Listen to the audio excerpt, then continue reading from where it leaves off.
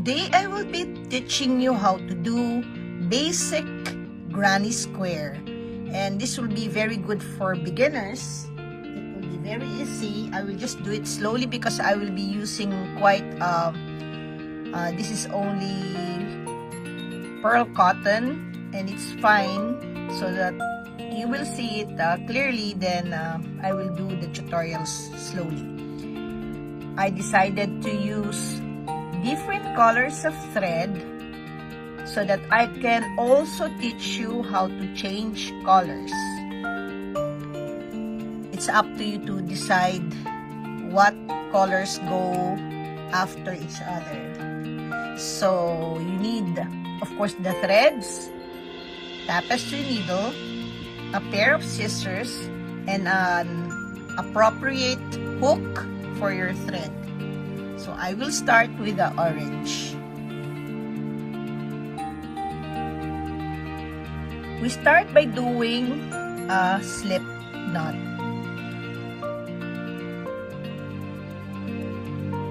Okay. So chain 5. 1, 2, 3, 4, 5. Join using a slip stitch to form a ring in the first chain that you did.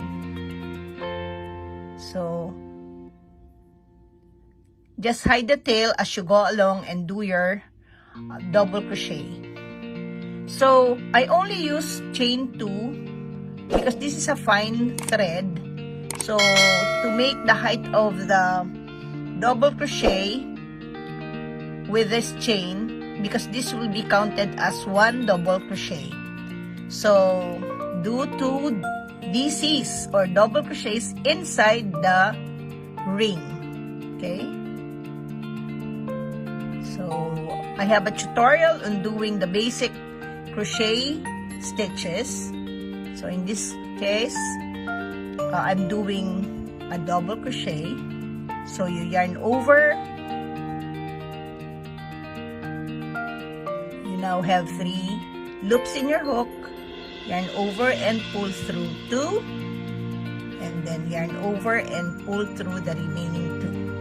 Now you have a batch or a group of 3 double crochets, which sometimes we call as shell. We make our first corner by doing a chain 2. Okay. Then do 3 double crochets inside the ring.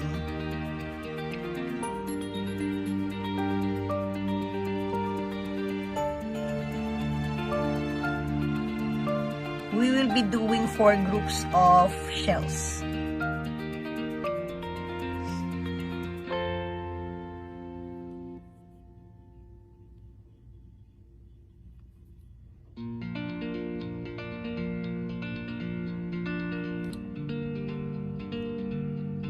So we do another corner, so chain 2.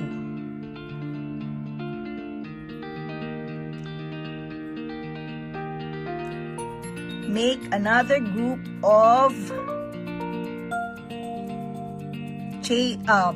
double crochets, 3 double crochets.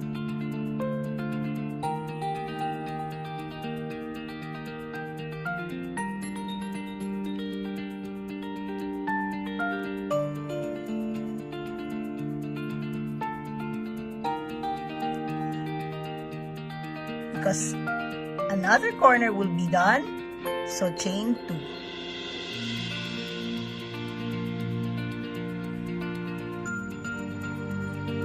The 3 double crochets inside the ring.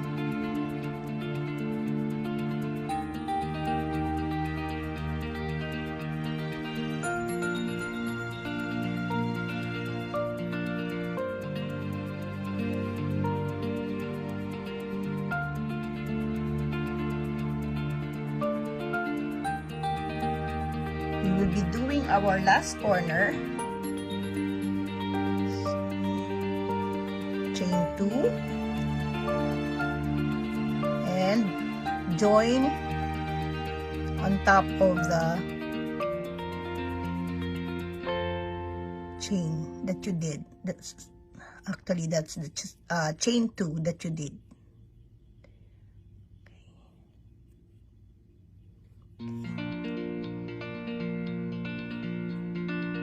Okay. This is round 1. What I will do is I will do another round, but I will be using the same color. Okay. For this particular round, some would be doing it as adding like chain 3,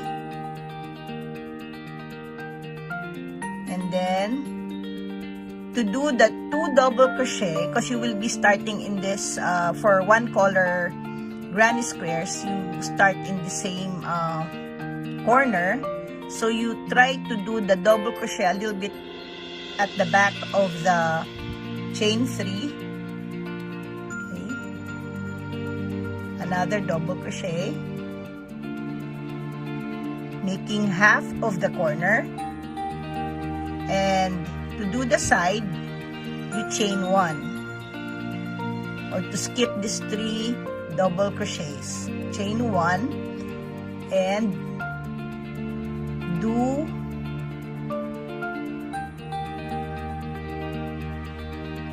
3 double crochets in the chain 2 space.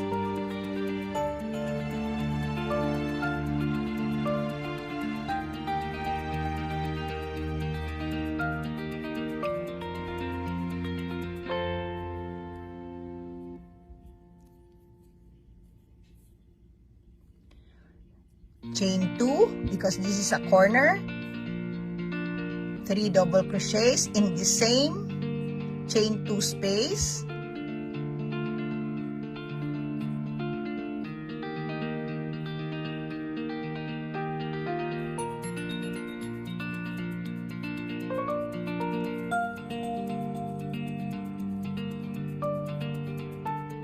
and because it is a side, so chain 1, then 3 double crochet in the chain 2 space,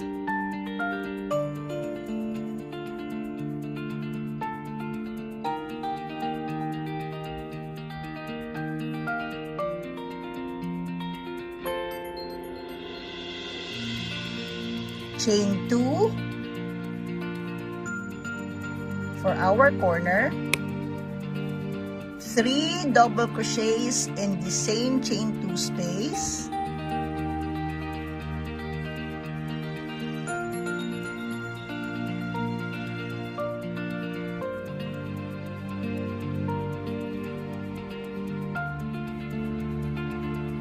chain 1,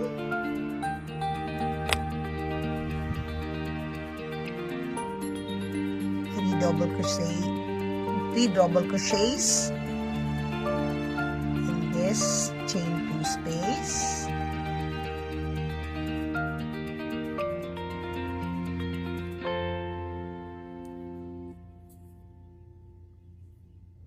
chain 2,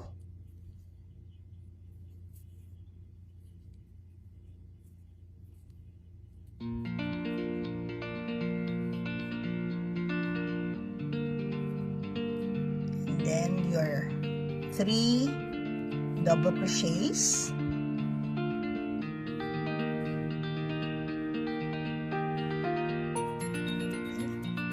chain 1 because it is a side, then our last group of double crochets. This is the last half of the corner.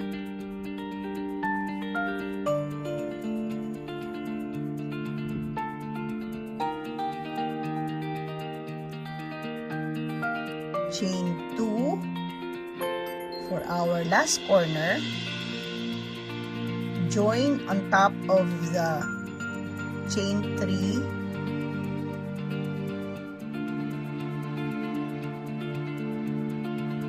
using a slip stitch. Okay. So this is how you do it for one color. I just do a chain 1 just to secure the thread. Pull it tight and we will change color. Okay, I did 2 rounds of the same color. What I will do is start and teach you how to do a second color. Now that we will start a second color, I will give you some tips or hints on how to do it. I observe while practicing that when you want to change color and what you want to attain this perfect square, you will notice this is the right side of your round. Smooth, and these V's are facing you. When you flip it, the wrong side is more on like spaghetti and the V's are facing down. So to change color, you do or you use the wrong side. So there are 2 ways of starting round with a different color.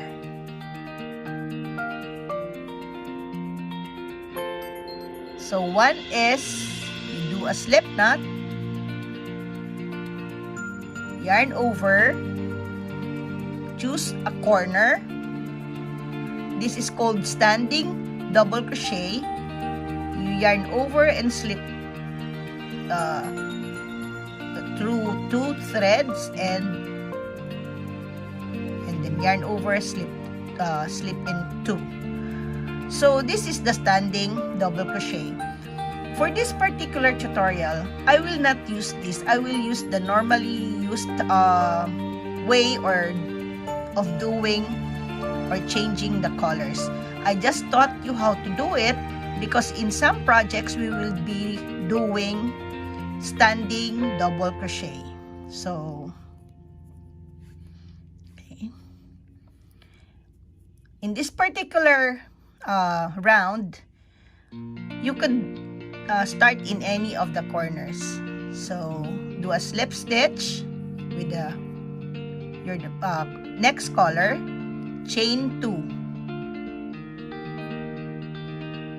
So do 2 double crochets inside the chain 2 space.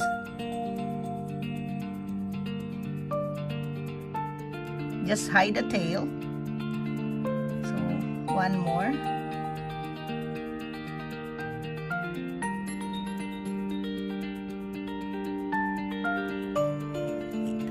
I messed this up. Wait.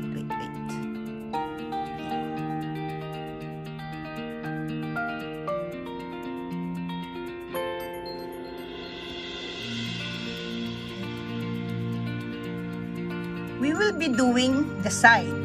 So always take note that when you're doing a side, you only do chain 1. Make a shell or group of 3 double crochets in this chain 1 space.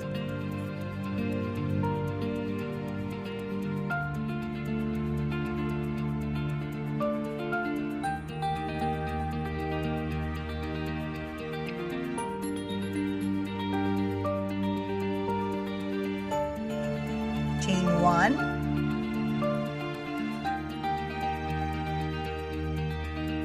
make 3 double crochets in the chain 2 space,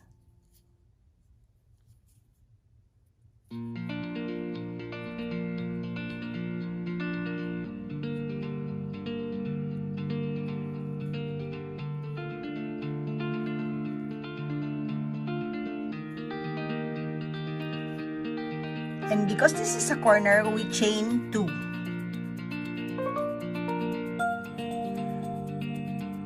Do 3 double crochets in the same chain 2 space to complete your corner.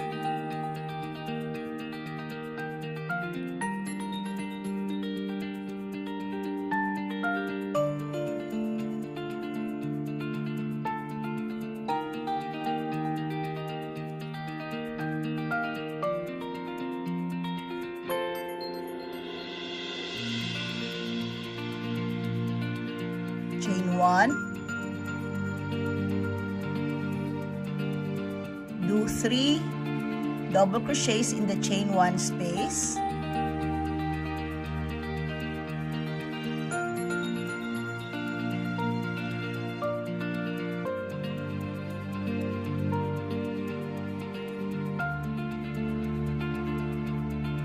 Chain 1, 3 double crochets in the chain 2 space,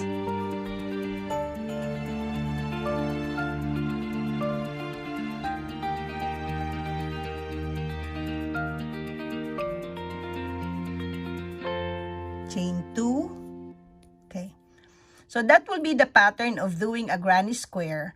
I'll meet you up here. Just take note that when you're doing a side, you just chain 1. When you're doing a corner, chain 2. I'll meet you up when you reach the end of, or the last half of your corner.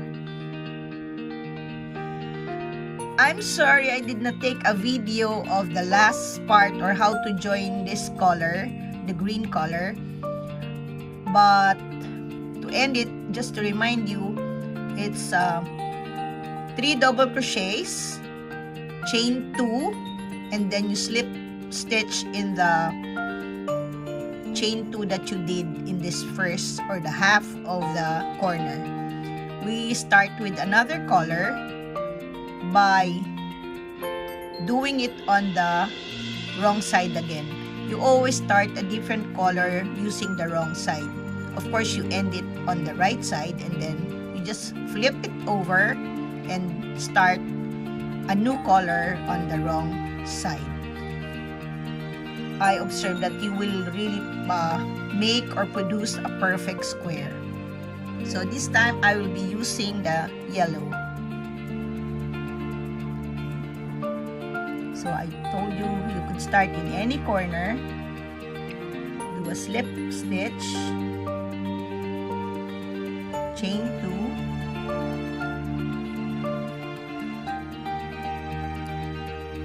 do 2 double crochets in the same chain 2 space,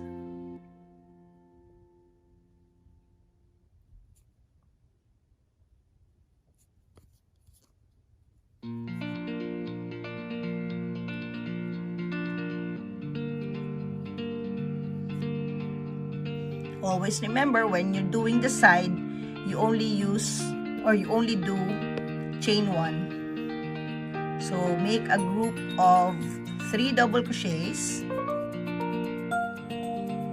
in this chain 1 space,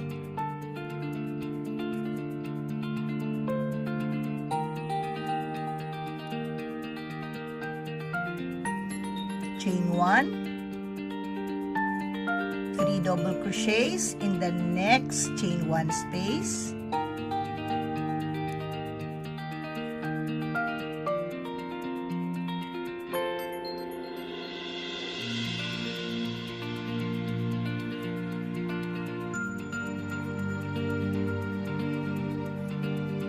chain 1,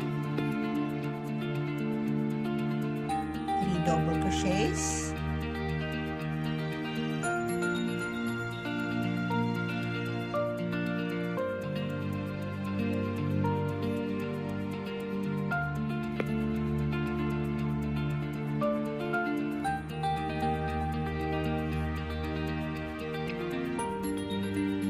chain 2. So just always remember, chain 2 is used for, you do chain 2 whenever you do a corner. Okay. 3 double crochets in the same chain 2 space,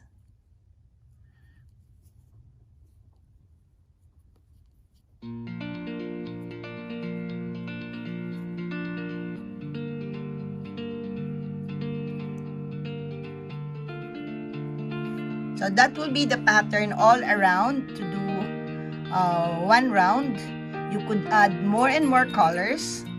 It's up to you. Just always remember, when you're doing the side, use chain 1, and when you're doing a corner, do chain 2. For another tutorial, then I will teach you how to join the granny squares. I hope you have learned and enjoyed the video. Thank you for watching. I'm sorry I did not take a video of how I ended this green color, but just the same, to end it, you do the last group of double crochet, 3 double crochets, chain 2, and you slip stitch in the chain or the second chain of that first stitch that you did. So you will notice that you always end on the right side.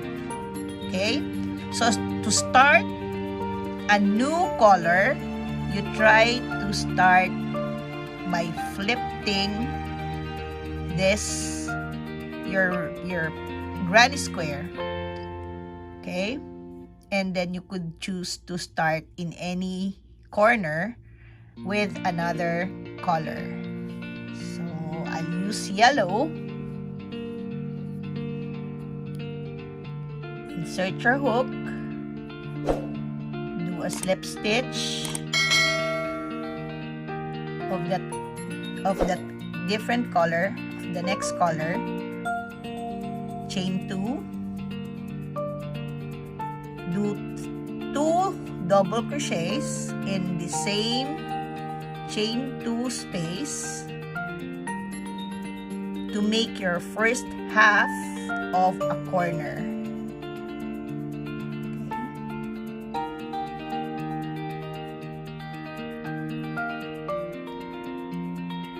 Chain 1,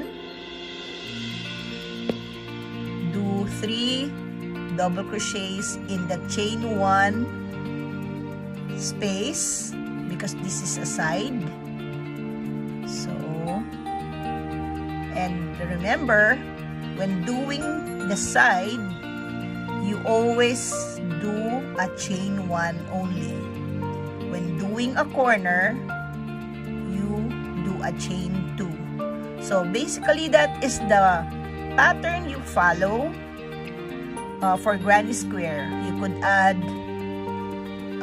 more rounds, or you could decide to do only this size and start joining. There will be, or I will do another tutorial on how to join the granny square. So I'll do another one. So I will do a chain 1, do 3 groups of double crochets,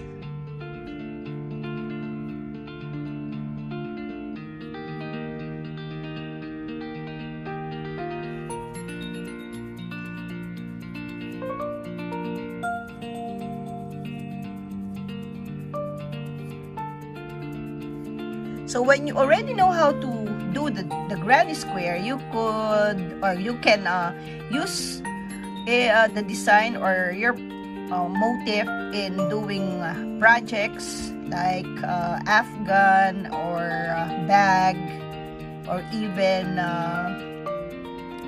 poncho. So it's up to you to decide what to do. That's the most basic. I hope you have learned something and enjoyed our video. Thank you for watching.